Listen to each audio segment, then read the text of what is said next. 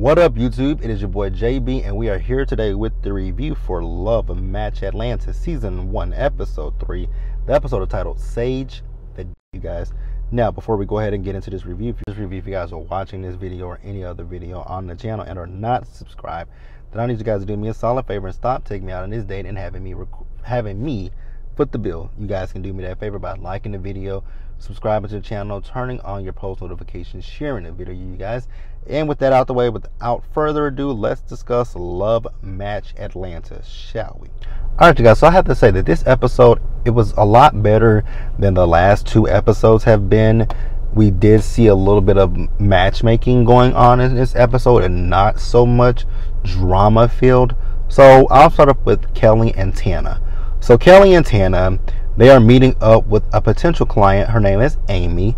Amy is a very beautiful woman. So they ask her to basically like describe herself, and she tells them that she's a loyal person. She's an adrenaline junkie. She says she went skydiving. You know, I thought about going skydiving, but the way like I said in a previous review, when I saw Peggy Hill fall out that motherfucking airplane on King of the Hill, and that parachute didn't let out, I was like, oh, not a chance in hell. My black ass is staying on the ground. No, ma'am. But then she says one thing is that she talks about work a lot. If I'm on a date with somebody, you know, I might ask you, what do you do for work? You can tell me what you do for work, but after that, let that be the last time we talk about work. So I will say though that Kelly and Tana said that they put their clients through a coaching program. I'm like, okay, that's good. I mean, I don't know what that means per se. If it's telling them how to hold a conversation, I don't know what that entails. But hey, it's a good thing if you can coach your people.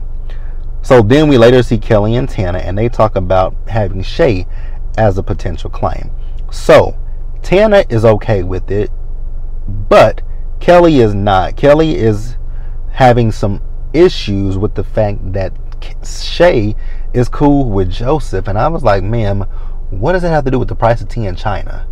Shay is not Joseph. Now, if you were telling me that Shay and Joseph dated, maybe. If you told me that they were in business together, maybe. But what in the hell does Shay being friends with Joseph have to do with you matching her up with someone else? It's not like you're gonna say, oh my God, Joseph, you need to break up with Paris so that way I can hook you up with Shay. So I was kind of confused when she was apprehensive about that. I'm like, huh? That makes no sense. That literally made no sense to me. But I guess in her mind it made sense, and if it made sense in her mind, who am I to say boo, cat, dog, shit, anything of the sorts? If it made sense to her, it made sense to her, and I'm gonna let her run with it. So Amy, I didn't know that Amy was 50. I was like, okay, black, you definitely don't crack, because you look younger. You look like you are about in your, I would have pegged her for at least a good 44. I was like, girl, you look good. And then one of the men said that she has a beautiful smile, and she looked, but I'm like, I know you heard him because he said it very loudly. Actually, he was mic'd.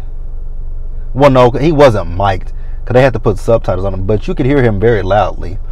And she was maybe a few hundred feet away from him. I'm like, so you didn't hear the man say, you have a nice smile? It wasn't until Kelly and Tana pointed that out. And then she turned around and she says, oh, I didn't hear you. I didn't hear you say that I had a beautiful smile, but thank you. Okay. I mean, okay. So then we later see her. She's out on a date. And from the looks of it at first, it looked like her date was going well until the man asked her about work, and she kept going on and on about work. He asked her, what does she do in her spare time? She ain't got nothing. Growing her business. Ma'am, that is not something. Okay. You said earlier you went skydiving. Why didn't you lead with that? Like, why didn't you say, what do you do? When he says, what do you do in your spare time? You could have said, well, I'm an adrenaline junkie, so anything that gives me a rush, I like to do that. That is easy peasy. See, and you said grow your business. Grow your business. but you told Kelly and Tana you were an adrenaline junkie. Okay, it is what it is. So then we later, at the end of the episode, we see Kelly and Tana. So they decided to take Shay on it as a matchmaker, despite the fact that Kelly didn't want to because of her association with Joseph, which once again, I still don't understand. But hey, it is what it is. Let's pause here and move forward, you guys. Next up, let's talk about Joseph. Now, Joseph, we're gonna go through him real quick because I only got one paragraph and a sentence for him. Joseph and Paris. I'm gonna be honest with you. Joseph and Paris both annoy the hell out of me. Joseph annoys me because he is arrogant, he's egotistical, and it's really the arrogance for me. So we see Joseph and Paris. Paris is like a shadow. Paris is like a tick on his ass. I kind of see now why they feel the way about Joseph and Paris. Because I see now why why Kelly and Tana felt like they felt in last week's episode when he showed up to that lunch or brunch or whatever with them. I see it. She's like a tick on his ass. Wherever Joseph goes, Paris is there. It's like, oh my God. There was only one part in this episode where Joseph was by himself, and that was when he met up with Shay. But other than that, Paris is right there like a shadow.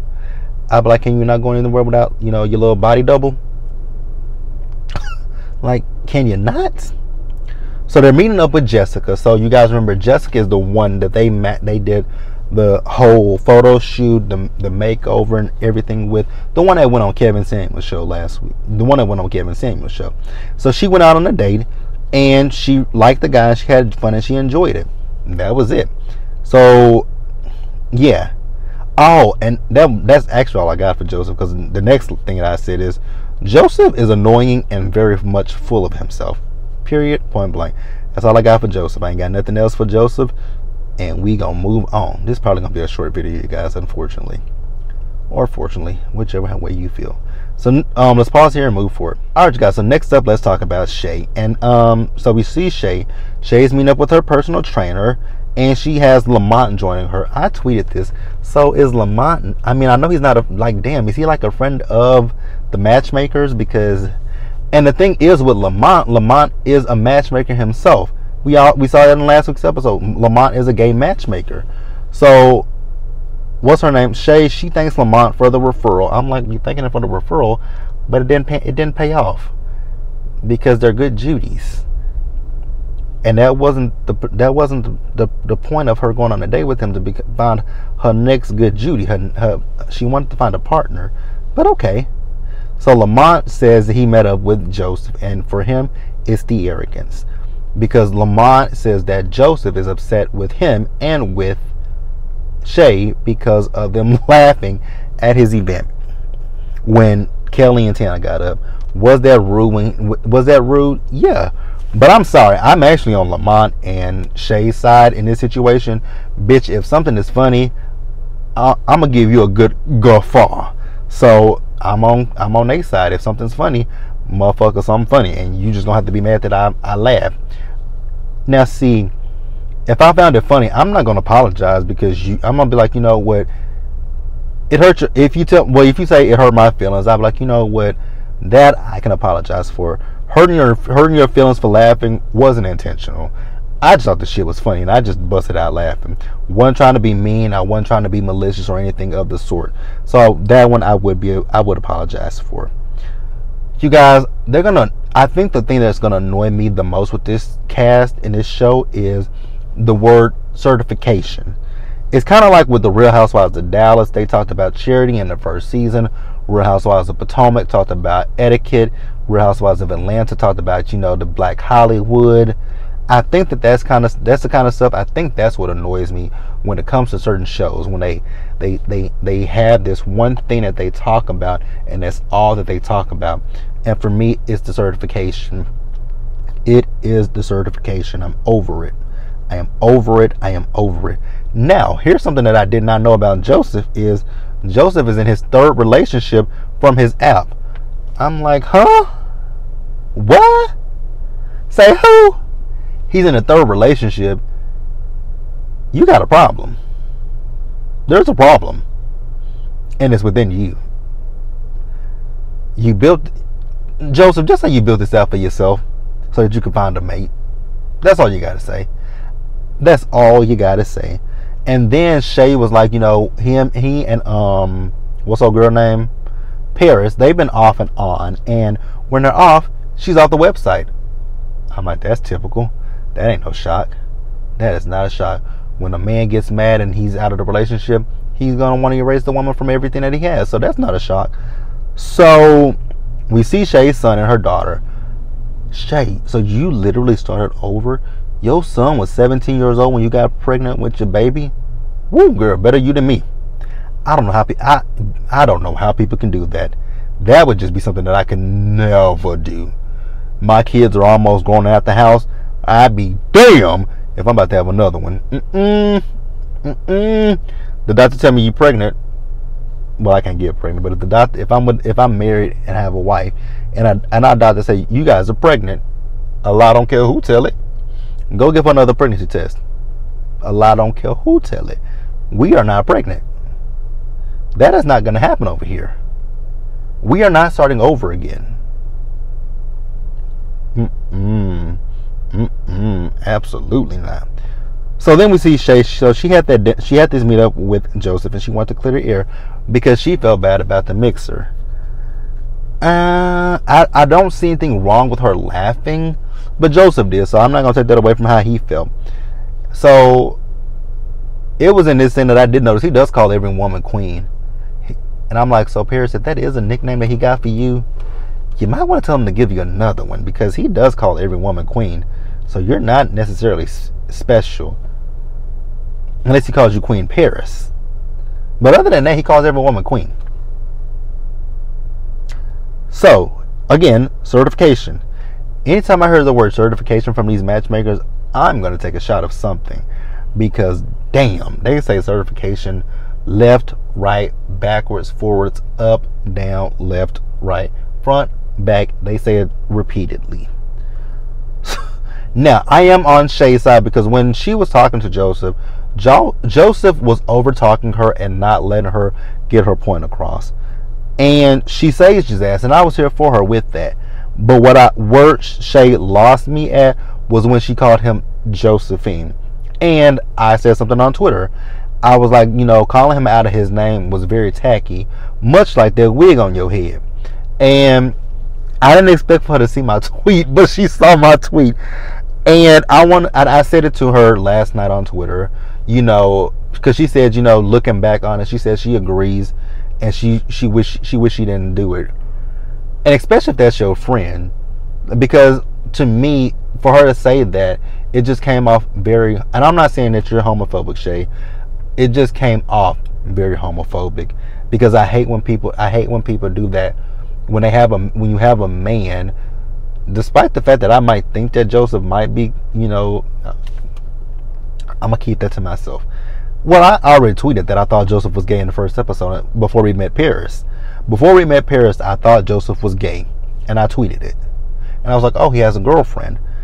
So that's why I said that, because it just came off homophobic. The fact that because if this was a man that, quote unquote, didn't give you feminine ways, because he puts on makeup and the way he presents himself, if he didn't quote unquote present himself, if he looked like these macho hyper masculine, he's arrogant. If he just presented himself in a different way, nobody would call him Josephine. Nobody would call him sassy. Well, I call him sassy because of the way he talks, just how he interacts. Because he's very sassy. He's very sassy. And I'll say that for any man. Hell, I'm sassy. Any man that, actually, I'm not really sassy. Actually, I'm not sassy at all. I have to take that back. That's not something I can never put on myself. I'm not a sassy person because I don't argue. That's one thing I don't do. But I say sassy for people who are very argumentative. Oh, you being sassy today? Like, I say that. And I'm not argumentative. I don't believe in arguing. It just ain't for me. But you guys, I'm trying to wrap this up because it's almost time for me to go, because it's 4 o'clock. But you know, I was just being shady, Shay. So if you see this video, it was just me being shady. Like I said in my previous review, I like you more than anybody else on this cast. But let's pause here and move forward and wrap up the episode. All right, you guys. So let's talk about Ming. So Ming is meeting up with the potential client, and yeah, these prices, I just don't understand why anybody would go to a matchmaker. She has the prices from $50,000 up to $100K. Bitch, I'd be single for the rest of my life. Ain't no way. So she has a 17-year-old daughter. She has a son that plays for the New York Jets, and she's married. But her husband is not her daughter's father. So is he not your son's father either? Because you never said that. You didn't say that. Because you said y'all are a blended family. So I'm like, so is he your son's father or is he not your son? Because I never understood that. So then we see Ming. Well, her daughter was asking her for some money because, you know, she's going to school. She's getting ready for the homecoming dance or some shit like that. So Ming went to Scott. This is her client's, right? She went to his bar, and it's a dive bar, and she's like, "Oh, I can see why he's single, because he works at he owns a dive bar, and he's talking about looking at his clientele." Those are people, Shay. I mean, not Shay, but Ming. Those are people. Just because they don't look a certain way, that was very classist and elitist to look down on those people. And that's one of the reasons why I don't like Ming, because I just didn't like that whole comment. Oh, this is a dive bar, and I can see why he's single. Men and women in dive bars, they can still get in relationships. They can still have sex. They're not below. I mean, they're not beneath having sex with or being in a relationship with. So I didn't understand that comment, and I didn't like it. And I don't, again, like I said, I don't like Ming. Ming is moving up higher than Kelly and Tana, because Kelly and Tana have actually kind of moved down on my list. Ming is at the top of that list of who I just do not like. Pretentious. Oh God. So Ming is trying to figure out what to do with her marriage. So she and her husband, they're on 2 different pages, and honest to God, I don't really give a fuck. With Ming, I just can't give her anything. I can give, as much as I said Joseph is arrogant and whatever, Joseph is Joseph. None of them have come off like Ming. Ming is ageist and Ming is classist, and I just don't like it. But let me know what you guys thought about it. Leave your comments in the comments below. Subscribe to the channel, turn on your notifications, share the video, and until the next time, you guys, stay safe, take care of yourselves, wash your hands, you guys, wear a mask, social distance, be blessed, and I'll catch you guys in the next one. Bye. I'll see you guys later for Basketball Wives.